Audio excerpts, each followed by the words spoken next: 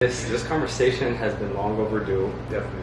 I appreciate you taking me to this gem that we're at right now, which is Pairing Cigar Lounge. with Mello's brand. You've always had this vision of not just having one thing. You've done Aradii. Greatness was when. What's the difference between Aradii and greatness was when? Well, there's a huge difference. Yeah. They both come from the same kind of hub, which is the Aradii Group, which is what I created, the Aradii Group. It's just an umbrella company where I could do different things. Through that, created Aradii Wardrobe, which is more like it's a limited edition mass production brand. Yeah. Okay, meaning that I do put a cap on just about every piece that we make, but the cap could be 1,000, the cap could be 100, the cap could be 4,000. Eventually, each piece will kind of stop its run, but I like to give it to the masses, and it's not as much individualized as it can be, depending on how much you want to. And the acronym for Aradii is arranging random articles dedicated to individual idealism. So, if you say you saw a shirt that you like, and you were like, man, I really wish this shirt's blue. I really wish I could get this shirt in green. With most brands, if they don't make it in green, you can't get green at all. But that's where the individual idealism comes in, is that you can call us and say, I like this shirt, really digging it, but I wish that it were in a different color, and this is the color that I would like, and we would just make that for you. And that's where the individual idealism comes. It's still the same product, it's still the same design, which the mass part comes in, but it's still individualized. So you are arranging random articles dedicated to individual idealism. Aradii, wardrobe. And so Aradii is based on royalty, honor. There's a culture involved in Aradii, and a lifestyle that we create just through our clothes. Because I was about to say, these are two completely different crowds that you're catering to when you're dealing with Aradii and greatness was when. I remember growing up, because Aradii is literally something that I remember when you first put it out, the whole area, the whole Montgomery County, I mean, of course, it expanded to even further than that. But I remember the whole Montgomery County was like, Aradii this, Aradii that. And I'm always like, I know who made Aradii. I want you to break down what brought Aradii into fruition. What made you create Aradii? Well, it's funny. There's two different stories that kind of combine into one. So Greatness was when actually created Aradii. Wait, but Aradii came first. Yes. Okay. In theory, it came first. With Greatness was when I had developed that. I had the ideas of it years ago, and I started developing it. Can we put a year on it? 03. 03? Yeah, 03. And then I had brought consultants in and different people, and basically, as I'm showing them Greatness is when, they're like, yo, this is dope, but we need something for the masses. And I'm like, nah, y'all don't understand. This is gonna do it. Nah, we need it. So they fought me on it. So as they continue to fight me on it, at the time, I had a studio in Catskill, New York, which is where I'm originally from. And I was literally in there. It was my work space, and that was it. Set it up. And so as I'm arguing with my peers about building something different, and they're constantly arguing with me about Greatness was when, I'm building Aradii Wardrobe. I'm building something for the masses. So the next time that I came back to Philadelphia, which was where all my consultant team was, and we had a meeting, and I laid down Greatness was when. And they're like, we told you before, this is dope, but we need something for the masses. And I was like, oh, well, hold on a second. So I went to a whole nother bag, and I just started pulling out all this Aradii gear that I had created. And then they were like, oh, you got it. So that was yeah, what that did for me was that I was able to win them over and win their trust that I was listening. I wasn't being secretive, but I didn't want them to influence the ideas first of how to create Aradii. Yeah. You know what I'm saying? So I just took it, and the word Aradii comes from the word paradise. So, as I said, it's two parts. So my son, I became this entrepreneur because I had a child, and I wanted to build a legacy. How young were you when you had your first? 24. 24. Yeah. My age. Yeah. Okay. Right. So, I built this in wanting to leave him a legacy, something that he could see. My father did this, and he worked hard to build this, and it's all because of him. Yeah. That's how I started it. I have a few other children now, 2 beautiful daughters also, and so now it's for all of them to see. But in the beginning, my son loved the beach. We used to always go to the beach, and I always used to say to him, one day I'm gonna take you to paradise. Yeah. We're gonna, go to paradise. We're gonna build an island. Yeah. This, that, and I said, I'm gonna take you to paradise. I'm never coming back. So when I was building Aradii, and I had some people in New York that I was talking with about it, they basically, they were like, well, name it after your son. And I'm like, no, it's so cliche. It's so cliche at the time. Yeah. I'm like, it's got to be something that has more meaning, more longevity. So as I started looking at the word, and I started thinking about my son, and I started thinking about, well, what do I say to him a lot? And the word paradise kept coming up, so I wrote it down.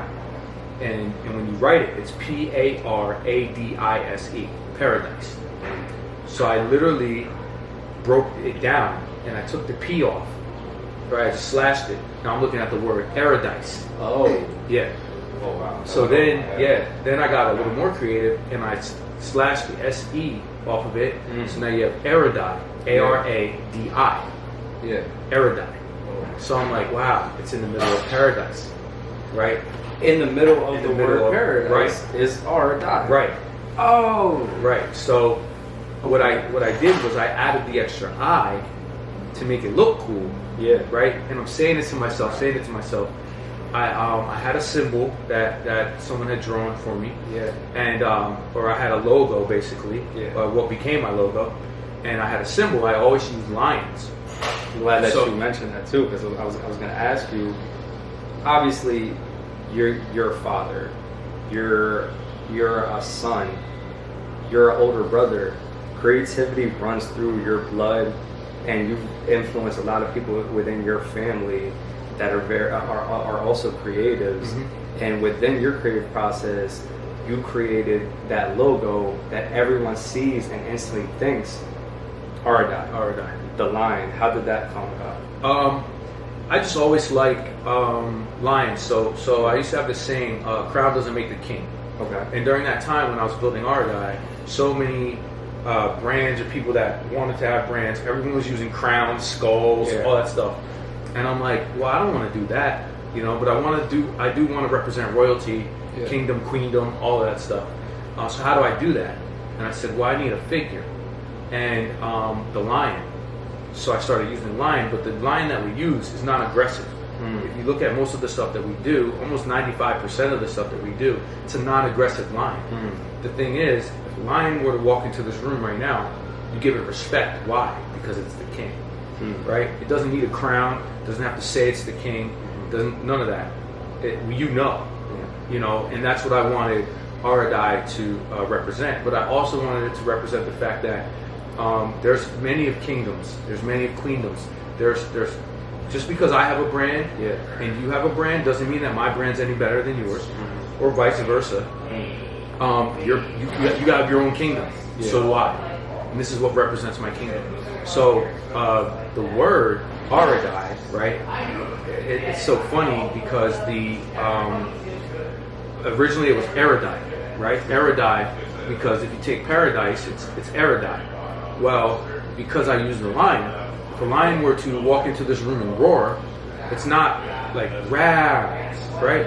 It's like raw from the soul. So I made the A hard. Aradii, it's like a lion's roar. Aradii, when you say it, you can't help but it comes from the soul. There's so much intricate detail to that went into the thought process of your brands. And before we even get off of Aradii, because I know Greatness Was When is something also that is near and dear to you, but within the process of being in a creative space, have you ever caught yourself just having writer's block? I mean, of course, not writer's block per se, but just creator's block. Yeah. And how have you dealt with it? You just keep fighting. You know, it's with anything. You just keep going, and eventually you'll get out of it. You know, there's plenty of times where I look for influence in other artists. I read a lot, but I look for influence in other things that I see, whether it be architecture, whether it be cars. Those things bring out creative design. But you know, I do have to say this. I'm not even the most artistic person in my family. I'm nowhere near. I have artists in my family that are top notch. I have an aunt that is amazing. She can do any type of art, from woodwork to clay to paint to sketch to this. I mean, if it's art, she can do it. And I watched that growing up, and I saw that, and so I have to pay homage to her because I saw her, and her son is super creative, and he can do just about everything his mom could do. You know, when he wants to apply it, I just took something and started to apply it, and consistently worked at it. And if I showed you some of the beginning Aradii stuff, we would be like, you might like it. There are a lot of people who really love that stuff. Where I so right now, it's right, whole different. Right, but I look at it that way. But other people look at it as like, oh man, it's still classic. I made something early years ago that would still last the test of time today. I don't follow a niche. I don't follow a trend. I don't even follow what's going on in the fashion world. I don't release during like the spring, the fall, the summer.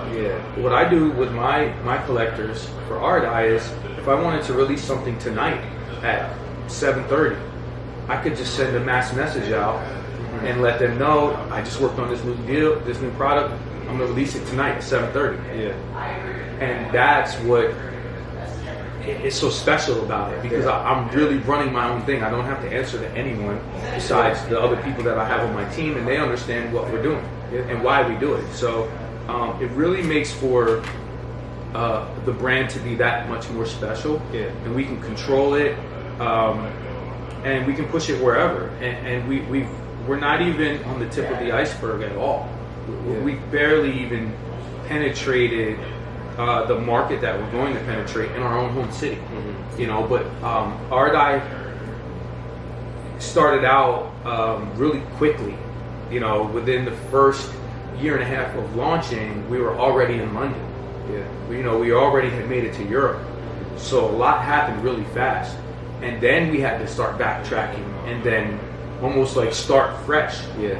But because everyone saw that, but what people didn't see are like the lonely nights, the nights of writer's block or creative block. The nights of sitting in a room and feeling like the walls are closing in and asking yourself, is this something that I should really be doing? Is this something, is it worth it? You know, you get naysayers, you get people who don't believe. But what made you continue to fight for this? Because from the beginning, people were telling you Aradii might not work, Greatness Was When might not work, and you, on top of being a creator, you've done a lot of this stuff by yourself. What kept you from just not quitting? You know, your back was against the wall for a very long time, and I'm sure you still feel that way. I don't know. You know, I just believe in faith and knowing. I've seen this vision already of what my brands are going to be, and so it doesn't matter what anyone else says, because I've already seen it. I've seen it 20 years from now. I already see where my brands will be. You know, I think that, you know, for me, it would have been different maybe if I only had one brand, but because I was blessed to have to build two brands at the same time, because with with Greatness Was When, it has nothing to do with Aradii. And originally, I was using the Aradii logo for Greatness Was When. So if you look at some of the original pieces, they'll have that logo on it because I had not yet separated the two. Yeah. I didn't have to. Once I separated the two, then it was like, okay, this is okay. I know what to do now. Yeah. So, you know, it's difficult. You know, with these two brands and right. managing those two. Right. And it's like, in a sense, Greatness Was When came before Aradii. That's a fun fact that I myself didn't know, and knowing you for a very long time, I had no idea. A lot of people that are going to be watching this video, they might not have known that. Right. So in a sense, it's like you're doing a double step back, no pun intended, because the brand is about, I mean, you know, you create a lot of sports pieces, sports art. We don't call it clothes. Art.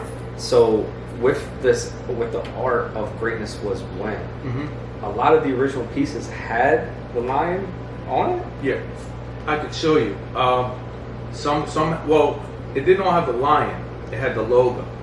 And the logo. The logo, yes. Yeah. The A. It's a calligraphied A.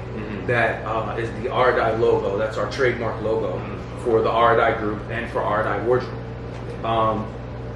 And yeah, I didn't know what was going on. I just know that, you know, you gotta brand your piece. So I was just branding everything. And it wasn't until it was brought to my attention that you need to do this. And I'm like, well, I only have one logo, so I'm gonna. Right. I literally put Greatness Was When on the shelf for like 9 years. Yeah. Like, no kidding. I put it on the shelf. Yeah. I would have never have thought that, because when I first saw Greatness Was When, it was way after you put Aradii out. Right. So when I saw it, you got the sports pieces out of sport, and you had all these beautiful pieces. And I remember vividly, Eagles winning the Super Bowl. Right. You see all these amazing pieces come out of the Eagles, Super Bowl champion pieces. Right. And what inspired you to dive deep into the history of sports with these different pieces in Greatness? Well, I originally, growing up as a kid, this is how Greatness Was When started. As a kid, I would watch sports with my father. Yeah. And he's big into all sports, right? Back before tennis was like the cool thing to watch and everyone's going to matches and stuff, he was watching it. Yeah. And what he used to do is he used to record back with VHS days. He would record games, and we had a whole VHS closet full of like just, and he had it labeled, you know, 1988 NBA Finals, NFL, you know, Super Bowl, 86, this, that, and he had all that stuff. Tennis matches, right? Even tennis? Even tennis. Oh, shit. And so, you know, what would happen is he would just sit down on a random day and watch it. He'd pop it in. Yeah. And I'd sit down with him, you know, spending time with my father. My younger brother also, you know, he doesn't really remember it as much because he was so young, you know, he's a little kid playing. But my father would teach me and talk to me about things, and just from watching, you're learning these names and these people. So as I started growing up and as I wanted to do something, and it just so happened that I had a friend who had a clothing brand that he was starting. And he just asked me to come and join and be a part of it. And he showed me a lot. He taught me a lot of things. And they were doing things with sports also. Yeah. But I had these other creative ideas. Yeah. So he took his brand and moved on and did his thing. And I took the ideas and what I learned from him as far as just creating a brand. And I started working on Greatness Was When. Yeah. And I'm like, wow, if we took what we did there and put it to the next level, which is the thoughts that I had, what if we made these into fabric? What if we did that? So much detail into the pieces too. Right. You can feel them. Just make sure you can feel them with the backside of your hand. Keep it clean. But you know, and that's why when I talk about Greatness Was When, you know, my elevator speech would be, it's called Greatness Was When, and what we do is we take monumental moments in sports, music, or world history, and we recreate it in fabric on garment, and it becomes wearable art. wearable art. And Yes. one thing that always meshes with sports is music. They go hand in hand. We know this for a fact that rappers want to be athletes, athletes want to be rappers. And in this brand, not only are you making art and pieces of sports, you even dove into music as well, and making hip hop legends like Biggie, Nipsey, Pac, the Nipsey Hussle one. Rest in peace to the young legend. Yes, definitely. I want to dive deep into that one. Okay. What was the inspiration behind making some pieces of Neighborhood? So my brother put me on the Neighborhood in 08. Okay. Right? He was in college and he hit me, yo, you gotta check out this cat Nipsey Hussle. I used my younger brother as he would always call me, yo, check this dude out, check this dude out. Yeah. And it was just more or less inspirational music that I would listen to while I was working. Yeah. And so as I started to listen to Nipsey a lot more, I realized his message was clear. And we're pretty much the same. Yeah. He's younger, but I remember being where he was and thinking way ahead. And so what he started accomplishing over the years, I was already getting the message that people were just getting today. Yeah. I've been getting it for 10 years. And he became a voice. And so I understood what he was trying to do very early in the game, but I also understood that he was misunderstood by a lot of people. So I just felt this connection with him, as a lot of people have, but I felt this strong connection where I'm like, okay, like I would love to do something with this guy. Yeah. And so I created this piece, and once he started the marathon store and he started doing all of that, and I had started creating my Great Nipsey Run pieces, and I'm like, yo, this would be really dope if I could do something with Nipsey. So I had this whole plan, I wrote it out, and started putting it together. I met with some of my mentors and showed them the plan, and they were like, that would be crazy. We should hit Nipsey's people up and we should take it to him. Unfortunately, we started making the calls and they were starting to formulate it, but then he passed away, so we never got a chance to really put it all together. But I still have these pieces. Yeah. Once he passed away, I actually created this shirt, the very shirt that I have on now, ironically. Yeah. Because with hip hop, I feel there's no true meaning. No one's ever given me an acronym for hip hop, right? Mm-hmm. There's meaning behind it, but they've never given me an acronym. And what Nipsey was trying to do with Vector 90 and all the other things that he was doing, I felt like there's an acronym now. And the acronym basically was hustle and peace, honor our priorities. And that's what you have on the shirt. That's what I have on the shirt. Yeah. And so for me, it's something that I want to push more to the younger generations coming up, from like 8-year-olds to like 14. Yeah. And they're very influential. And the things that you say to them could influence them later. Decade, yeah. And I applaud you for that, because you as a creator and in this realm, you have a duty to groom the next generation, whether they want to be creators or a fan of hip hop, a fan of sports. They need to understand the history and what brought creators like yourself into fruition and where your inspiration came from. Right. So no, I definitely I wanted to applaud you on that. That's huge. That's huge. And I wanted to chime in also the J.Cole pieces. Okay. Let's talk about that. So with that, because that's another influential one, man. Yes, So I've had an opportunity to sit down with the team, kind of an informal meeting at Dreamville. I went to see my guy one day, and I get in Brooklyn, and I get in the car, and shout out to Kirk Blackburn, a really good mentor of mine. And I get off the subway, and he picks me up, and he's like, yo, you got your pieces with you? I'm like, yeah. He's like, yo, we got the bum rush Dreamville right now. The New York, the Brooklyn style. We got the bum rush it right now. I'm like, all right, let's go. Yeah. So we went, and they were kind of digging, some of the stuff, and so they're giving me an opportunity to do something. It's nothing set in stone yet. Cole hasn't seen anything. may not even truly know I exist yet. I don't know what they discussed, but they've given me this opportunity along with a few other artists. But for me personally, it's just a matter of going in and taking it. You know what I mean? Taking this opportunity that they presented. I wish I could really talk further about the opportunity, but my goal is to just take the opportunity through what I do. And when they were explaining what the vision was, it went perfect with Greatness Was When. And I was like, yeah, I got this. You know what I mean? So I've been working on a lot for almost about 6 months now. Silently, and no one would ever know. Silently. This is actually the first time I've ever really spoke about it. Appreciate you giving me that. No doubt. Hopefully, we can do an interview, 5-6 years from now. Like, yo, remember you told me, and then we see where it comes from. But hopefully soon I will be presenting that, in the immediate near future. Just about wrapped up with everything that we're doing with it, and it's dope. It's very dope. It's very innovative, very creative. I got some things that may work for other artists as well. It's not just it's not focused on Cole.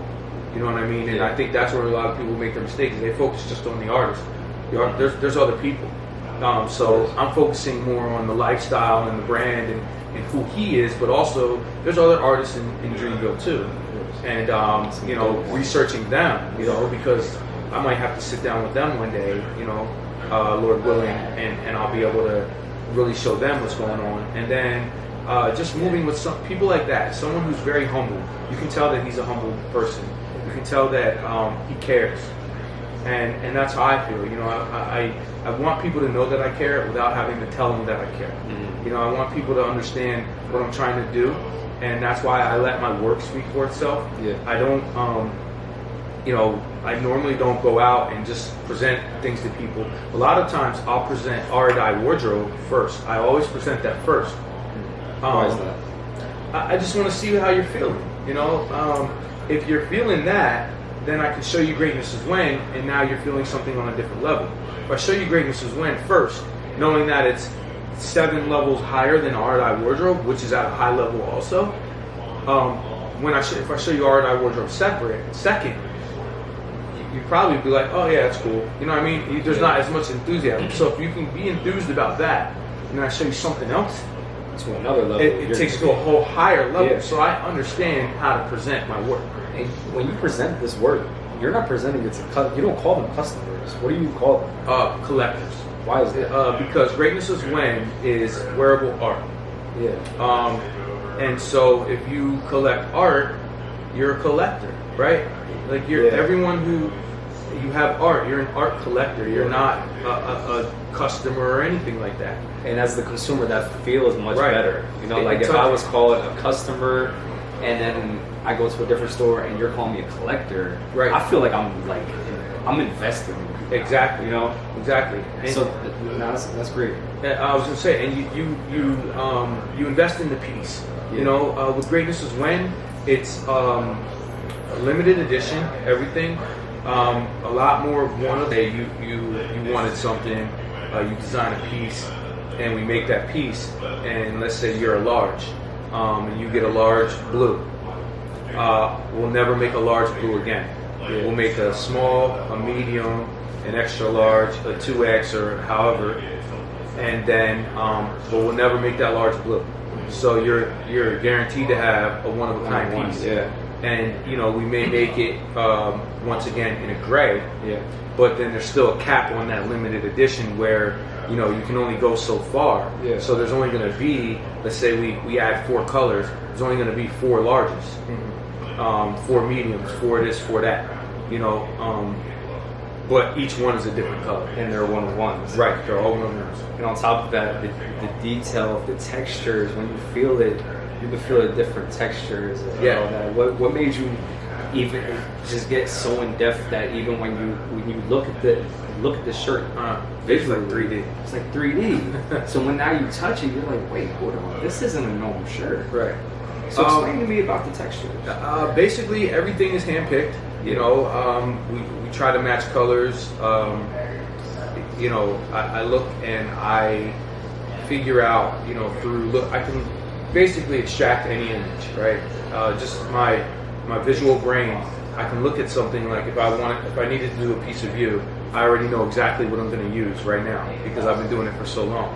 So if I go to a fabric store, whether it's here in Philadelphia, whether it's in New York or anywhere else that I go, I'm looking for specific fabrics that are going to match the colors. And once you put those together, you're combining the fabrics to make the piece. It might be a specific shape, and the shapes don't make any sense in the beginning. But once you put them all together and they're layered on top, and then we stitch it, which I do all my own stitching. I do everything, But shout out to my wife and my family. My family helps me. Without my wife, I wouldn't be able to get as far as I am. I also have another partner who helps me. My friend Renee, she helps a lot. She'll come in and she knocks stuff out, and she works more with the Aradii group and helps me keep it all together. But there's times where I'm in the room with them, and it's just the three of us, and it's one man, two women, and we not bump heads, but we bump creative ideas. Right. And because I'm such a creative, and I may say it to them, and they look at me like, no, it's not going to work. Right. And then I'm like, all right. But you need those type of people in your circle that are going to tell you no, that that's right. not one though. Right. No yes people at all. Right. I love that they will argue with me. I win 50% of it because what happens is when I have a creative idea and I'll verbally speak it, they're like, no, it's not going to work. But if I just have a creative idea and throughout the night I build it, and then when we come together and I show it to them, they're like, oh, that's hot. Yeah. So I figured out how to win the argument. Yeah. Just make the piece, and then ask them later as we look at it, what do you think? Yeah. If understanding that they're not the visionary that I am, so why have that visionary discussion? I'd rather have a discussion when you can actually see what I've done and then tell me to change it. We need to do this, we need to do that. Renee's always correcting me on things. She'll call me up even after we've sold a piece. She'll call me up and be like, hey, that piece that we sold, blah blah blah blah blah blah blah blah. And I'm like, of course you'd be the only one to catch that. You know what I'm saying? Right. But I appreciate that. I'm very appreciative of them, and they grind it out with me. You know what I mean? We were fortunate enough to do the outlets over the winter. Yeah. They're out there with me. You know what I mean? And the outlets, it's not a mall. It's inside, and it's outside, and it's cold. It's during Christmas holiday, Thanksgiving holiday. It's cold. Yeah, they're out there. They're out there with me, side by side. You know what I mean? They believe in it too. They believe in it. And I appreciate that. But now we've been fortunate enough. There's a few boutiques around the country, that we're starting to get into, and we've been fortunate enough to have a place in the King of Prussia Mall. Yeah, the King of Prussia Mall. That's awesome. Yeah, dreams of mine, dreams long ago that I wrote down. Wanted to be at the outlets. Ralph Lauren is a big mentor of mine, and to have my first outlet experience with my stuff 100 yards from the Ralph Lauren store. That's amazing. Yeah, it was amazing to me. It was breathtaking. I didn't care if I didn't sell not one piece. I accomplished the goal. Well, when you go to these different pop-ups and you're around a whole bunch of other creators that have pieces of art, pieces of clothing arts that they have, and they sell it at a cheaper price, a price-friendly price, and they're selling a whole bunch of pieces during that day, but you have something that's $5,000, right? And no one buys it that day. Right. Does that ever frustrate you? No. It's longevity. I want to create wealth. I want to create opportunity. And to get the fast dollar, it sounds good, right? But just like the fast dollar comes, the fast dollar goes. The slow dollar comes slow, but it also lasts. And so, I'm building not only brands, but I'm trying to build a legacy. I am building a legacy that my work will outlast me. My work will live forever, whether I'm here or not, whether I stop or not. What I've created with Aradii Wardrobe and Greatness Was When will be around for years to come. And that's why I don't succumb to what the new niche is. you know, and not to knock anyone else and what they do, but I just have to say, like, putting a phrase on an article of clothing is not a brand. You know, you created a phrase.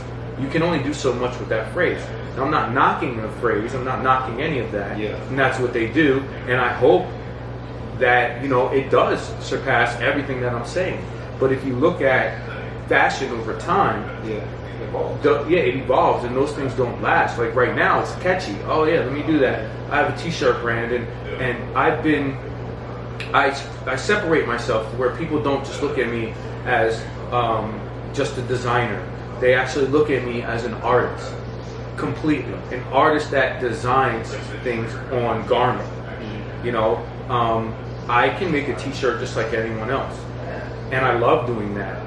But I want to be known. If you want a sweatshirt, I want to be the premier sweatshirt company. When you think about when it gets cold outside and you need a dope hoodie, you want to come either to get something from Aradii or you want to get something from Greatness Was When, and that's forever. And that's just how it's built.